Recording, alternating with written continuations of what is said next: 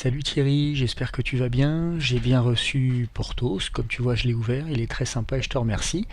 Mais effectivement, comme tu as vu, il y a moyen que tu te fasses un petit peu plus plaisir en jouant avec les textures et donc je te fais une petite vidéo pour te montrer comment ça marche, ce qui sera beaucoup plus pratique que de te l'écrire par mail.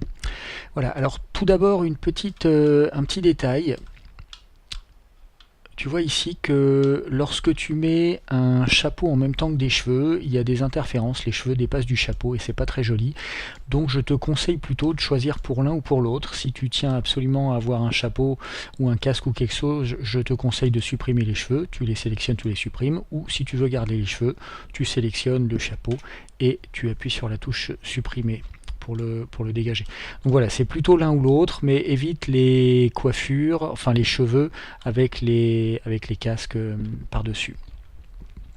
Alors, sinon, pour modifier donc les textures, comment ça se passe? Donc tu as vu que tu as 4 onglets hein, pour assembler ton perso, pour le modifier éventuellement, tu tires dessus avec ta souris, pour modifier les vêtements, ça t'as vu puisque tu m'as envoyé un perso habillé heureusement, et les textures, donc le dernier onglet c'est pour modifier les textures et donc pour bénéficier de toute la richesse que t'offre Fuse à ce sujet, alors comment il faut faire? Il faut sélectionner le vêtement, donc tu vois que quand il est sélectionné il se contourne ici de bleu et une fois qu'il est sélectionné, le truc c'est d'aller choisir ici dans les petits onglets qui sont là, les différentes parties que tu veux recoloriser ou pour lesquelles tu veux changer la texture.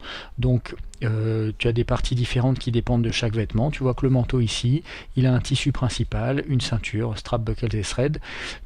Donc c'est les coutures, etc. Et tout ça, ça se modifie en fait un par un. Donc typiquement, si je choisis ici le tissu principal, tu vois que le tissu qui est sélectionné, c'est celui-ci, hein, c'est celui qu'on voit là.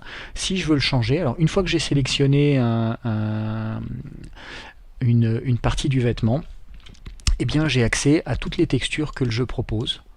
Donc là, si je veux un vêtement en cuir, je vais aller chercher les textures de cuir, je clique dessus, et tu vois que le vêtement va devenir, voilà, un vêtement tout en cuir. Même chose si tu veux du métallique, on va aller chercher les textures métalliques, on va cliquer sur un truc de métal ici, et on va voir ce que ça va donner. Donc voilà, tu modifies ça absolument comme tu veux.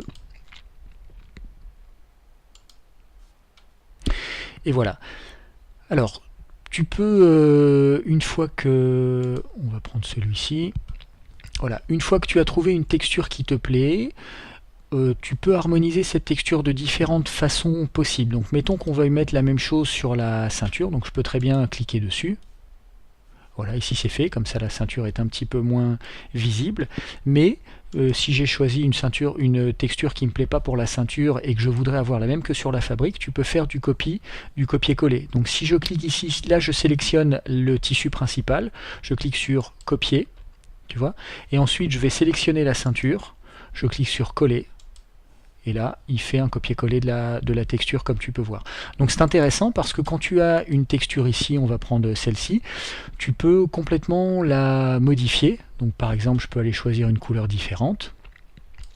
Voilà, ici j'ai une armure, alors ça fait plus tellement métallique, on dirait plutôt de la peau de croco, mais je peux cliquer sur OK, je modifie ce que je veux modifier, la quantité du modèle, la luminosité, la couleur de la poussière, enfin bref, tu modifies absolument tout ce que tu veux modifier sur chaque chose, et une fois que tu as obtenu une texture qui te plaise, imaginons que je veuille appliquer la même texture par exemple au pantalon, eh bien je vais faire une copie de cette texture. Tu vois que c'est fait ici, j'ai cliqué sur copier, je vais aller sélectionner le pantalon, le tissu principal du pantalon, et je clique sur paste, c'est-à-dire coller, et à ce moment là tu vois que le pantalon acquiert la même texture que j'avais soigneusement préparée pour mon manteau. Donc voilà, tu choisis n'importe quelle partie de tes vêtements. Donc là on va prendre les bottes main fabric. Si je veux faire des bottes métallisées, Voilà qui est fait. Je peux changer je peux lui faire des semelles de ferraille aussi, etc. etc. Et l'inner, j'imagine que ça doit être plus ou moins la fourrure qui est au-dessus des bottes. Voilà. Donc de cette façon-là, tu vois que tu as plusieurs possibilités. Soit tu sélectionnes les textures qui sont proposées par défaut dans le jeu, et ensuite, une fois que tu as sélectionné une texture de base, tu peux la modifier comme tu veux, en remplaçant la couleur, en remplaçant les détails, bref, en bougeant tous les curseurs. Et tu fais ça pour chacune des parties de son manteau. Sachant qu'encore une fois que tu as préparé une texture qui te plaît, tu peux toujours faire du copier-coller et envoyer tes textures sur d'autres parties, d'autres vêtements. Voilà, j'espère que ça t'aidera un peu, que tu pourras te faire encore plus plaisir pour faire ton perso.